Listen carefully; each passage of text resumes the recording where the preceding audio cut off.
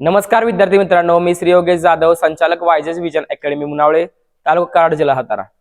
आज आपण 20 तारखेला होणाऱ्या जवाहर नवोदय विद्यालय निवड परीक्षेच्या तयारीसाठी किंवा परीक्षेला जाताना कोणती काळजी घ्यावी यासाठी आपण व्हिडिओ घेऊन येतोय। हे 10 मुद्दे आपण या व्हिडिओमध्ये सांगणार आहोत।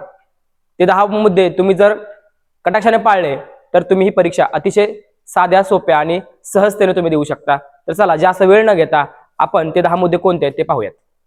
तर बघा, प्रथम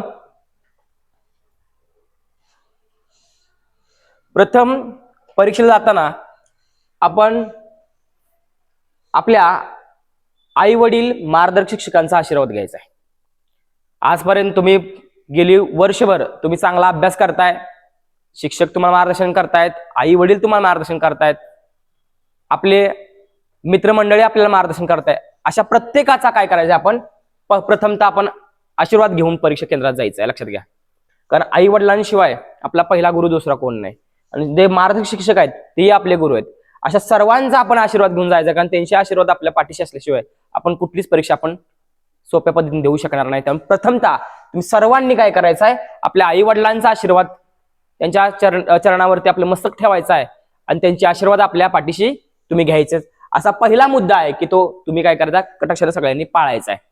या सर्व 10 मुद्द्यात हा मुद्दा खूप महत्वाचा आहे, कारण इथं तुम्हाला तुमची सकारात्मक भावना आणि तुमचं पॉझिटिव्ह तुमच्याकडे एनर्जी ह्या पहिल्या मुद्द्यातून तुम्हाला मिळणार आहे। त्यामुळे प्रथमतः तुम्ही सर्वांनी काय करायचं आहे, तुमच्या आई वडिलांचा आणि शिक्षकांचा तुम्ही आशीर्वाद घ्यायचा आहे। दुसरा मुद्दा जो आहे तो आहे सकारात्मक भावनेने परीक्षेला सामोरं जायचं आहे। तुम्ही आजपर्यंत खूप अभ्यास केला, अनेक प्रकारचे प्रश्न सोडवलेत, गणित सोडवलेत, परिचय सोडवलेत, प्रत्येक आकृत्या तुम्ही सहजतेने सोडवताय, पण परीक्षेला जाताना दडपण येतंय, मनात घालमेल होत्या, तर ते काही न घेता तुमचा अभ्यास इतर मुलांपेक्षा जास्त झालेला आहे। त्यामुळे मनात कुठल्याही प्रकारची निगेटिव्ह थिंकिंग न ठेवता सकारात्मक भावनेने तुम्ही काय करता, परीक्षेला सामोरं जायचं आहे। तुम्ही परीक्षेला उद्या जाणार आहात, तर आदल्या दिवशी तुमचा आवडीचा तुम्ही पिक्चर पाहू शकता, तुम्ही आवडीचा तुमचा कार्यक्रम पाहू शकता, तुम्ही आवडीचा तुम्ही खेळ खेळू शकता, किंवा तुम्हाला आवडीचा असणारा पदार्थ तुम्ही खाऊ शकता, की जेणेकरून तुम्हाला काय होईल, तुमच्या मनात एक चांगली भावना निर्माण होईल। त्यासाठी तुम्ही पॉझिटिव्ह इंटेकने तुम्ही परीक्षेला गेलं पाहिजे। असा दुसरा मुद्दा आहे, सकारात्मक भावनेने तुम्ही परीक्षेला सामोरं गेलं पाहिजे, मनात कुठल्याही प्रकारची निगेटिव्ह थिंकिंग आली नाही पाहिजे। तिसरा मुद्दा जो आहे तो म्हणजे प्रथम घाबरू नका। कसल्याच परीक्षा आतापर्यंत तुम्ही सोडवलेले प्रश्नपत्रिका आहेत, प्रश्न आहेत, ते सर्वात अवघड होते। परीक्षेत येणारा प्रत्येक प्रश्न, प्रत्येक परिच्छेद, प्रत्येक गणित हे सोपं आहे, लक्षात घ्या। त्यामुळे पहिल्यांदा मनातील जी भीती आहे ती काढून टाका, कारण परीक्षेला तुम्ही जर घाबरून गेला तर तुमच्या हातातून एखाद दुसरी चूक होण्याची शक्यता आहे, आणि नवोदय तुम्हाला माहिती आहे चुकीला माफी नाही। त्यामुळं मनात जी भीती असेल ती काढून टाका। परीक्षा सोपी आहे, टेन्शन घेऊ नका, तुम्ही विना टेन्शन तुम्ही परीक्षा केंद्रात जा, परीक्षा तुमची आहे आणि विजय तुमचा होणार आहे। त्यामुळे प्रथमतः तुम्ही काय करू नका, घाबरू नका, लक्षात घ्या। तिसरा मुद्दा तुम्हाला कळलेला, घाबरायचं नाही। त्यानंतर चौथा मुद्दा जो आहे तो लागणारे सर्व साहित्य आपल्यासोबत घ्यायचं आहे। आता परीक्षा जाताना काय काय लागतं, प्रथमतः तुमच्याकडे असलं पाहिजे हॉल तिकीट, तुमचं रिसिट पाहिजे, त्या रिसिटवर तुमचा परीक्षा नंबर असतो, केंद्राचं नाव असतं, ते रिसिट तुमच्याकडे पाहिजे। त्याचबरोबर रिसिट हे झालं तुमचं परीक्षेला वाचण्यासाठी, तुमची ओळख म्हणून तुमच्याकडे आधार कार्डचं झेरॉक्स असलं पाहिजे। त्याच पद्धतीनं परीक्षा देत असताना उत्तरपत्रिका रंगवण्यासाठी तुम्हाला काळा किंवा निळा 2 बॉलपेन तुमच्याकडे असले पाहिजेत, ते अगोदर थोडेफार रंगवलेले असले पाहिजेत, कारण परीक्षा वेळेस आपण नवीन पेन गेलो तर रंगवताना त्रास होतो किंवा व्यवस्थित रंगवले जात नाहीत गोल, आणि त्यामुळे आपली गडबड उडते आणि आपल्याला मनामध्ये भीती येते, आणि त्यामुळे काय होतं, आपला पेपर बरोबर पद्धतीने सोडवला जात नाही। त्यामुळं या सर्व गोष्टी जे लागणाऱ्या सर्व साहित्याची तुम्ही काय करायचे, अगोदर पूर्तता करून घ्यायची आहे। आणि त्याचबरोबर 2 तास तुम्ही परीक्षा केंद्रात बसणार आहात, 2 तास तुम्हाला पुरेल एवढं पाण्याची बाटली तुमच्याकडे असली पाहिजे। खायला वगैरे काय घेऊ नका, कारण खायलासाठी आपल्याला त्या ठिकाणी वेळ नाही। तुम्ही परीक्षा केंद्रात जाताना हॉल तिकीट, आधार कार्ड झेरॉक्स, पाण्याची बाटली आणि काळा किंवा निळा यापैकी एकाच रंगाचे असणारे 2 बॉलपेन, ते पण थोडे थोडे वापरलेले तुम्ही घेऊन जायचं आहे। याच्यापेक्षा तुमच्याकडे जास्त कुठलं साहित्य नसलं पाहिजे, जरी असलं तरी परीक्षा केंद्रात तुम्हाला ते घेऊन दिलं जाणार नाही। कंपासाची काही गरज नाही। पॅड जर काही शाळेत घेतात, काही शाळेत घेऊन देत नाहीत, पण पॅड सोबत ठेवा। त्याचबरोबर एखादं झेरॉक्स कोर पेज तुमच्याकडे गणित सोडवायला साठी घेतलं तर चालेल. काही ठिकाणी घेऊन देतात, काही ठिकाणी घेऊन देत नाहीत. पण सोबत असलेलं कधीही चांगलं, सोडवायला तुम्हाला सोयीचं जाईल. किंवा पेपरच्या खालच्या बाजूला किंवा पाठीमागचं पेज हे तुम्हाला कच्चं काम करायसाठी दिलेलं असतं. त्यामुळे पेपर असावंच पाहिजे असं काही नाही. लागणारं सर्व साहित्य, शिक्षकांनी सांगितलं सर्व साहित्य तुम्ही काय कराय तुमच्या सोबत परीक्षा केंद्रात घेऊन जायचंय. पुढं 5वा मुद्दा जो आहे तो वेळेच्या आत परीक्षा केंद्रावर पोहोचायचा आहे. लक्षात घ्या. हे साहित्य सगळं घेतलं, आई वडिलांचा आशीर्वाद घेतला, सकारात्मक दृष्टिकोन घेतलाय, भीती मनातली काढून टाकल्या, पण परीक्षा केंद्रावर उशिरा पोहोचलाय, चालणार नाही. परीक्षा केंद्रावर तुमचं परीक्षा 11:30 चालू होणार आहे. 11:30 ते 1:30 पर्यंत पेपर आहे. तुम्हाला 10:30 रिपोर्टिंग टायमिंग आहे. 10:30 तुम्हाला परीक्षा केंद्रात परीक्षा गृहात घेतलं जाणार आहे, परीक्षा वर्गात घेतलं जाणार आहे. ज्या ठिकाणी तुमचा बैठक क्रमांक आहे त्या वर्गात तुम्हाला घेतलं जाणार आहे 10:30 वाजता. त्यामुळे तुम्हाला कमीत कमी 10 वाजता तरी परीक्षा केंद्रावर पोहोचलं पाहिजे. तुमचा क्रमांक, तुमचा रोल नंबर ज्या वर्गात आहे, ज्या शाळेत आहे तिथे तुम्हाला जाऊन शोधला पाहिजे आणि विनादडपण तुम्ही शांततेत तुम्ही जाऊन परीक्षागृहात तुम्ही पोहोचलं पाहिजे. त्यामुळे वेळेच्या आत, कारण अनेक विद्यार्थी उशिरा निघतात, अचानक गाडीचा प्रॉब्लेम होतो, गाडी पंक्चर होते, गाड्याच भेटत नाहीत, अचानक काय तर होतं आणि त्यामुळे व्यवस्थित वेळेत आपण तुम्ही परीक्षा केंद्रात पोहोचत नाहीत. त्यामुळे काय होतं, उशिरा पोहोचल्यामुळे तुम्हाला शाळेत घेतलंही जात नाही.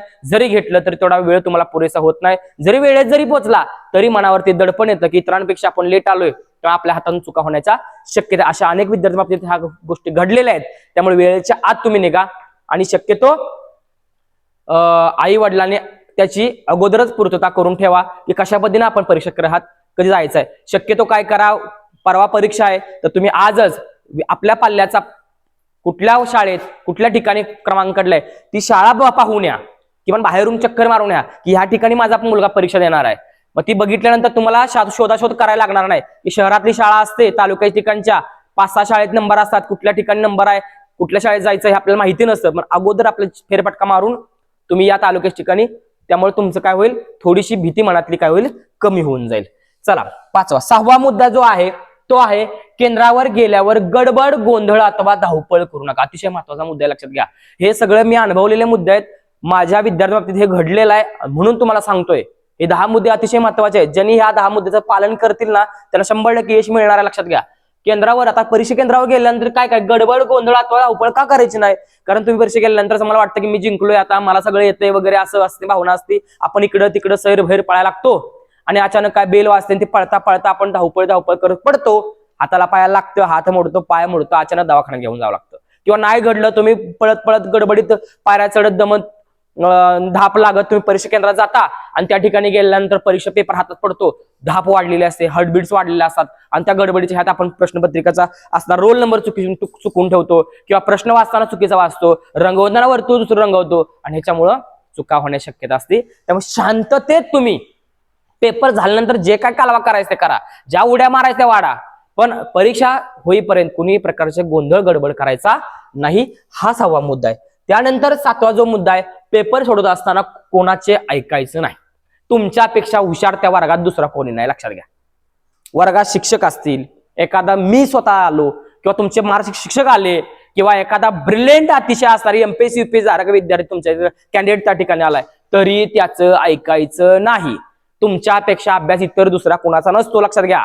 तिथं असणारे पर्यवेक्षक शिक्षक असतात, हे इयत्ता 5वीला शिकवायला शिक्षक नसतात. जरी त्यांनी ह्याच्या अगोदर त्यांच्या हाताखालून भरपूर मुलं जरी नवोदयाला धारक झाले असली तरी ते सातत्य त्यांच्याकडे नसल्या कारणानं एका दुसरा प्रश्न चुकीचा तुम्हाला सांगितला जातो आणि तुमचं मेरिट त्यातनं निघून जातं. लक्षात घ्या. त्यामुळे कोणी जरी वर्गात आला तरी कुणाचा, परमेश्वर देखील जरी समोर आला, तुमच्या देव साक्षात आला तर रंगवा, हे रंगव म्हणला ते रंगवायचं नाही. उत्तर तुमच्या हाताने चुकलं तरी वांधा नाही, पण दुसऱ्यानं सांगून चुकलं यापेक्षा वाईट काहीच नाही. लक्षात घ्या. त्यामुळं कोणाचं ऐकायचं नाही हे लक्षात घ्या. 8वा जो मुद्दा आहे तो म्हणजे उत्तरपत्रिकेची काळजी घ्यायची आहे. का तर ते उत्तरपत्रिकेत तुमचं सगळं जे असतं ते उत्तरपत्रिका आहे. तुम्ही जर उत्तरपत्रिकेत उत्तर रंगवताना व्यवस्थित जर रंगवलं नाही ते उत्तरपत्रिकेत दुसऱ्या नाव होणार आहे. लक्षात घ्या. त्याच्यामुळं ती फाटणार नाही, ती चुरगळणार नाही, ती गहाण होणार नाही, त्यावर टिक मारणार नाही किंवा दुसरा वर्तुळ रंगवला जाणार नाही. तुम्हाला आता वर्तुळ कसं रंगवायचं हे मी सांगायची गरज नाही. तुम्हाला शिक्षकांनी किंवा प्रश्नपत्रिकेवरती पहिल्याच मुद्द्यावर अचूक वर्तुळ कसं रंगवायचं याची माहिती तुम्हाला माहिती आहे. एका प्रश्नाचं एकच योग्य आणि तंतोतंत पूर्ण वर्तुळ रंगवलेलं तुम्हाला उत्तर ग्राह्य धरलं जातं. ती OMR शीट असते, ती चुरगळी, फाटली, दुमडली, फोल्ड केली तर ती चेक केली जात नाही. हे लक्षात घ्या. त्यामुळं ही उत्तरपत्रिकेची काळजी स्वतःपेक्षा जास्त घ्यायची. कळलं? त्यामुळं 8वा मुद्दा जो आहे उत्तरपत्रिकेची काळजी घेणं आपलं पहिलं कर्तव्य असणार आहे. त्याच्यानंतर 9वा मुद्दा जो आहे तो प्रश्न व्यवस्थित, पूर्ण आणि काळजीपूर्वक वाचला पाहिजे. बघा, एकाच मुद्द्यामध्ये सांगितले प्रश्न कसा व्यवस्थित, शांततेत, त्याच पद्धतीनं पूर्ण शेवटच्या पद्धतीने खालील पैकी 2 अंकी सर्वात मोठी मूळ संख्या नाही असा प्रश्न विचारला. काही पण विचारतील किंवा कुठलाही विचारता. मला सर असा चुकीचा प्रश्न विचारला तुम्ही, मी काही विचारेन. मी आपलं तुम्हाला एक उदाहरण म्हणून सांगितलंय, तिथं शेवटचं वाचा. कळलं का? तर शेवटच्या अक्षरापर्यंत, शेवटच्या शब्दापर्यंत तुम्ही काय केलं पाहिजे, पूर्ण प्रश्न वाचला पाहिजे. लक्षात घ्या. आणि तो पण कसा, काळजीपूर्वक. हे 2 तास आतापर्यंत जवळजवळ तुम्ही 200 ते 250 दिवस अभ्यास करता आलेलात आणि तुमच्याकडे फक्त शेवटचे 2 तास आहेत. ती 2 तास जर तुम्ही गडबड केली ना, तुमच्या घेतलेल्या मेहनतीवर पाणी फिरणार आहे. लक्षात घ्या. ते 2 तास तुमच्या आयुष्यात पुन्हा कधीच पाठीमागे येणार नाहीत. ते 2 तास तुम्ही अतिशय काळजीनं, तन मन धन अर्पून तुम्ही काय करायचं आहे, हे प्रश्नपत्रिका सोडवायचे आणि काळजीपूर्वक सोडवायचे. लक्षात घ्या. त्यानंतर शेवटचा प्रश्न जो आहे तो म्हणजे 10वा प्रश्न आहे. तो म्हणजे काय, 10वा मुद्दा आहे, सर्व प्रश्न सोडवायचे. लक्षात घ्या. तुम्ही म्हणाल सर आता झाले, मला आता 97 मार्क पडतायत, मी 2 प्रश्न नाही सोडवत. पूर्ण प्रश्न सोडवले नाही, तुमची प्रश्नपत्रिका चेक केली जात नाही. लक्षात घ्या. तुम्ही तिन्ही विषयात पास होणं गरजेचं असतं. लक्षात घ्या. तिन्ही विषयात. आता सातारा, कोल्हापूर हे 2 जिल्ह्यातलं मेरिट जे असतं ना, महाराष्ट्रात 1 नंबरला मेरिट असतं नवोदयचं. लक्षात घ्या. त्याच्या खालोखाल सांगलीचं आणि इतर जिल्ह्यांचं मग त्याच्या खालोखाल 2-4 मार्कानं कमी असतं. पण आपला सातारा जिल्हा आणि कोल्हापूर जिल्हा या दोन्ही जिल्ह्यामधलं असणारं नवोदयचं मेरिट हे सर्वात जास्त असतं. त्यामुळे एक प्रश्न जर तुमचा रंगवायचा राहिला ना, तुमचं मेरिट गेलं. लक्षात घ्या. त्यामुळे पूर्ण प्रश्न सोडवायचे आणि आपण एखादा प्रश्न येत नाही, मागं ठेवतो आणि तो सोडवायचा विसरूनच जातो, सोडवतच नाही. त्यामुळं त्याचं उत्तर तुम्ही शेवट का होईना पण सोडवलं पाहिजे अचूक. आणि तिन्ही विभागामध्ये पहिला आहे भातिक क्षमता चाचणी, जो आहे बुद्धिमत्ता क्षमता चाचणी आहे, नंतर अंकगणित, आणि तिसरा आहे भाषा क्षमता चाचणी. या तिन्ही विषयामध्ये तुम्ही पास होणं गरजेचं आहे. आणि तर पास असेल तरच तुमचं मेरिटसाठी तुम्ही पात्र होता आणि तुमची अखेर निवड केली जाते. आणि तुम्हाला माहितीच आहे, या परीक्षेमध्ये कुठल्याही प्रकारचा निकाल लागत नाही, कसली मार्क्स कळत नाहीत, मेरिट लागत नाही, काही नाही. तुमचा फक्त ऑनलाईन निकाल लागतो, ते पण कोरोनाच्या पासून निकाल लागायला चालू झालेला ऑनलाईन निकाल लागतो. तिथं फक्त असतं, जर मुलगा सिलेक्टेड झाला असला तर congratulation, this candidate selected in main list, एवढाच मेसेज असतो.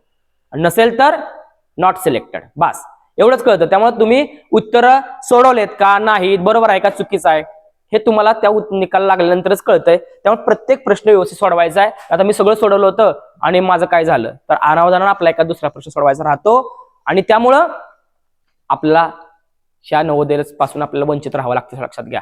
त्यामुळं, आणि तुम्हाला माहित आहे सातारामध्ये मेरिट आहे ते 97च्या वर मेरिट लागतं. लक्षात घ्या.